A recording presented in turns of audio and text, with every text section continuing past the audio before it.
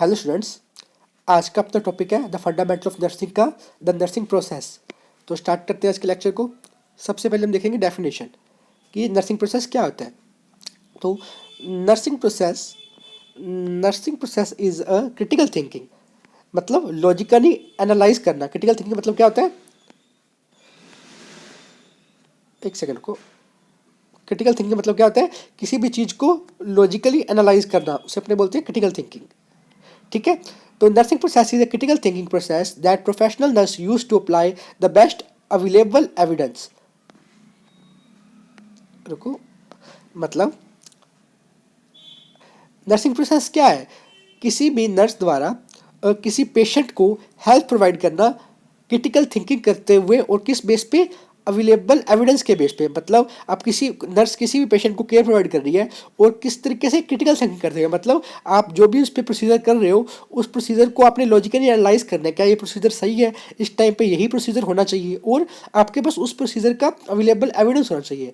वो जो प्रोसीजर है वो साइंटिफिकली अप्लाइड होना चाहिए, उसका आपको पता होना चाहिए कि उस प्रोसीजर को आप जब भी पेशेंट पे अप्लाई करोगी तो उसका आउटकम क्या आएगा और उसका पेशेंट पे क्या इफेक्ट होगा। ठीक है, इसे क्या बोलते हैं, अपने नर्सिंग प्रोसेस बोलते हैं।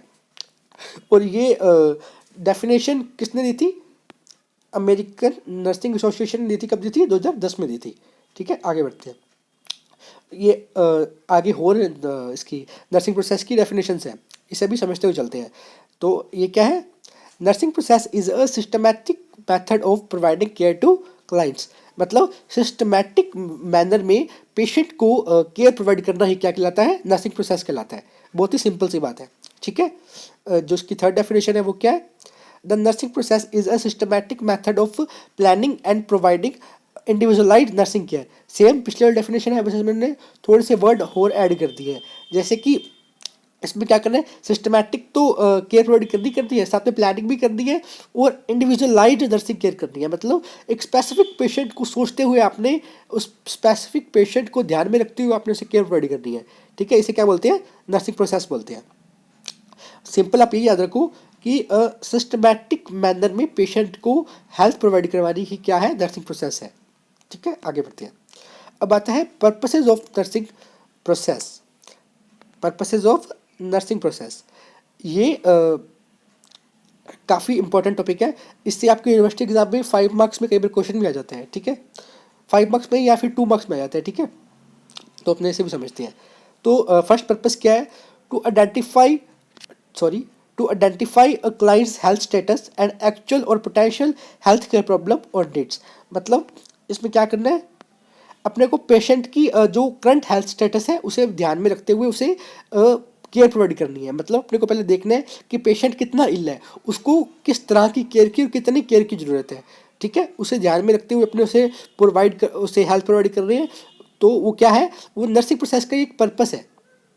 ठीक है, सेकंड आता है to establish plans to meet the identified needs. इसके अंदर क्या करना होता है नर्सिंग प्रोसेस के अंदर, इसमें नर्सिंग प्रोसेस में अपने को ये सिखाया जाता है कि अपने कैसे प्लान्स बनाएं। अपने प्लान बनाएंगे और उस प्लान की तहत अपने उस प्लान को फॉलो करते हुए कैसे पेशेंट को अपने बेटर हेल्थ प्रोवाइड करेंगे। ठीक है, ये क्या है, नर्सिंग प्रोसेस का एक पर्पस है। थर्ड पर्पस क्या है, to deliver specific nursing intervention to meet those needs.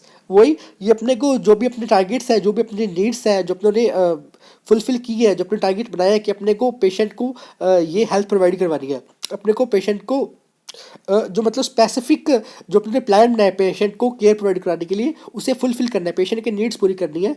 ये भी किसका पर्पस है, नर्सिंग प्रोसेस का एक पर्पस है। मैं दोबारा रिपीट कर देता हूँ, तीनों पर्पसेस। फर्स्ट है to identify a client's health status and actual और पोटेंशियल हेल्थ केयर प्रॉब्लम और नीड्स। ठीक है, सेकंड है to establish plans to meet the identified needs. और थर्ड है to deliver specific nursing interventions to meet those needs. ये थोड़ा सा रिपीटिंग है, आप समझ लेना। आगे बढ़ते हैं, कंपोनेंट्स ऑफ नर्सिंग प्रोसेस। अब अपन देखेंगे नर्सिंग प्रोसेस की कंपोनेंट्स कितने हैं। मेनली नर्सिंग प्रोसेस के 5 कंपोनेंट्स होते हैं। मतलब नर्सिंग प्रोसेस किस वे में की जाती है, उसके लिए अपने क्या स्टेप्स फॉलो करते हैं, उन्हें बोलते हैं कंपोनेंट्स ऑफ नर्सिंग प्रोसेस। ठीक है, सबसे पहले अपने क्या करेंगे, सबसे पहले क्या करेंगे, असेसमेंट। मतलब असेसमेंट मतलब पेशेंट का डाटा कलेक्ट करेंगे। ठीक है। जब अपन डाटा कलेक्ट कर लेंगे उसके बाद क्या करेंगे, नर्सिंग डायग्नोसिस करेंगे।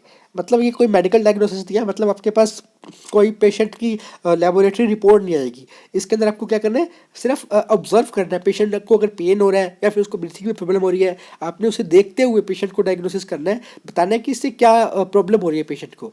ठीक है। जब आपने डायग्नोस कर लिया फिर आपने प्लानिंग करनी है कि आप पेशेंट को कैसे केयर प्रोवाइड करवाएंगे। जब आपने प्लानिंग कर ली पेशेंट को केयर प्रोवाइड करने की, फिर आपने उस प्लानिंग को क्या करना है, अप्लाई करना है, उसकी इम्प्लीमेंटेशन करनी है। जब आपने उसे इम्प्लीमेंट कर दिया, लास्ट पे आपने क्या करना है, इवेल्युएशन करना है। ठीक है। मतलब आपने चेक करना है कि आपने जो भी इम्प्लीमेंट किया आपका प्लान, वो कितनी हद तक सक्सेस हुआ है या फिर उसमें कितनी इंप्रूवमेंट की ज़रूरत है। ठीक है। तो ये यहाँ पे वही लिखा हुआ है जो नर्सिंग प्रोसेस की 5 जो स्टेप्स हैं या 5 जो उसके एस्पेक्ट्स हैं, उसे मैंने यहाँ पे साइकिल पे लिखा हुआ है। फर्स्ट क्या है, असेसमेंट। सेकंड क्या है, नर्सिंग डायग्नोसिस। थर्ड क्या है, प्लानिंग। फोर्थ क्या है, इम्प्लीमेंटेशन। एंड फिफ्थ क्या है, इवेल्युएशन। मतलब सबसे पहले आपने क्या करना है, दोबारा रिपीट करूंगा, सबसे पहले आपने क्या करना है, असेसमेंट करना है, मतलब डाटा कलेक्ट करना है पेशेंट के बारे में। पेशेंट हॉस्पिटल में भर्ती हुआ, आपने क्या किया, असेसमेंट किया, डाटा कलेक्ट किया। फिर आपने क्या किया, डायग्नोसिस किया, नर्सिंग डायग्नोसिस किया, मतलब आपने उसे ऑब्जर्व किया, देखा कि उसकी कंडीशन कैसी है। उसके बाद आपने क्या किया, प्लान किया, प्लानिंग की कि अब आपने इसको कैसे केयर प्रोवाइड करनी है, इसको क्या प्रॉब्लम है और आप इसे कैसे सही करोगे। ठीक है। आपने प्लानिंग की और आपने फिर क्या किया, उस प्लानिंग को इम्प्लीमेंट किया। ठीक है। जब आपने सब कुछ कर लिया, प्लानिंग को इम्प्लीमेंट कर लिया, तब आप करोगे इवैल्यूएशन। मतलब देखोगे कि आपकी प्लानिंग के इम्प्लीमेंटेशन से पेशेंट पे कितनी इंप्रूवमेंट आई है। ठीक है। ये क्या है, नर्सिंग प्रोसेस के स्टेप्स हैं। फिर आता है करेक्टरिस्टिक ऑफ नर्सिंग प्रोसेस, कि नर्सिंग प्रोसेस कैसी होनी चाहिए। ठीक है। फर्स्ट आता है साइक्लिक। साइक्लिक होनी चाहिए, मतलब साइक्लिक, मेन जो साइक्लिक का मतलब होता है, इजीली अपने आप से कह सकते हैं कि जहाँ से स्टार्ट हुई वहीं पर ख़त्म होनी चाहिए। ठीक है। मतलब फ्लेक्सिबल होनी चाहिए, आप बीच में कोई भी स्टेप को उठा सके। अगर आपको कहीं पे चेंज करने की जरूरत है किसी भी स्टेप में, तो आप उसे चेंज कर सके। डायनामिक होनी चाहिए। ठीक है। मतलब स्टैटिक नहीं होनी चाहिए, चेंजेबल होनी चाहिए, सतत होनी चाहिए, इसे क्या बोलते हैं, डायनामिक। क्लाइंट सेंटर्डनेस होनी चाहिए, मतलब इसमें जो भी आप नर्सिंग प्रोसेस कर रहे हो वो पेशेंट सेंटर्ड होनी चाहिए। पेशेंट को ही आपने ध्यान में रखते हुए नर्सिंग प्रोसेस करनी है, पेशेंट के नीड को ध्यान में रखना है। ठीक है। तो फोर्थ करेक्टरिस्टिक क्या है, वो क्या है, focusing on problem solving and decision making. आपने किस पे फोकस करना है, प्रॉब्लम सॉल्विंग पे। मेनली क्या है, प्रॉब्लम क्या है, पेशेंट को अपने को हेल्प प्रोवाइड करनी है, पेशेंट की जो डिसीज है उसे खत्म करना है। तो आपको एकदम ओरिएंटेड रहना है इसी बात पे कि आपने पेशेंट की प्रॉब्लम सॉल्व करनी है।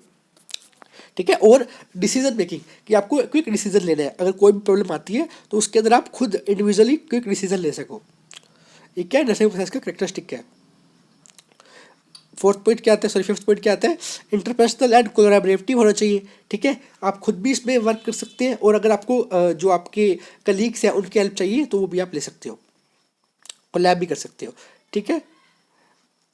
यूनिवर्सल एप्लीकेबल होना चाहिए, मतलब जो भी स्टेप्स है नर्सिंग प्रोसेस की, वो हर जगह, अमेरिका में, ऑस्ट्रेलिया में, न्यूजीलैंड में, हर जगह एप्लीकेबल होना चाहिए। जो आप यहाँ पे अप्लाई कर रहे हो वही मेथड वहाँ पे भी एप्लीकेबल होनी चाहिए, मतलब जो कि साइंटिफिक मेथड है अपने वही यूज़ करने हैं। ठीक है। कुछ नहीं अपनी मर्जी से आप कर रहे हो, ऐसा नहीं होना चाहिए। लास्ट है use of critical thinking and clinical reasoning. ठीक है। क्रिटिकल थिंकिंग का यूज़ करना है, मतलब लॉजिकली आपको क्या करना है, असेस करना है, लॉजिकली थिंक करना है। और लास्ट क्या है, क्लिनिकल रीजनिंग करनी है, मतलब क्लिनिकल बेस पे, कि जो कि जिसके एविडेंस मौजूद है, क्लिनिकल बेस पे जो आपके पास पावर्स है, जो एविडेंस है, जो नॉलेज है, उसे यूज़ करना है अपने। ठीक है। तो ये फर्स्ट लेक्चर था, इसे अपने बिल्कुल छोटा ही रखते हैं, मेनली अपने समझते हुए चलते हैं कि नर्सिंग प्रोसेस होता क्या है। और अगले लेक्चर में अपने ये सारे जो मैंने आपको इसके स्टेप्स बताए हैं, असेसमेंट, नर्सिंग डायग्नोसिस, इन्हें अपने डिटेल में पढ़ेंगे। ठीक है। पर फर्स्ट लेक्चर अपने छोटे रखते हैं। ओके। तो आई होप आपको समझ आया होगा आज का lecture. Thank you so much for joining. Good luck.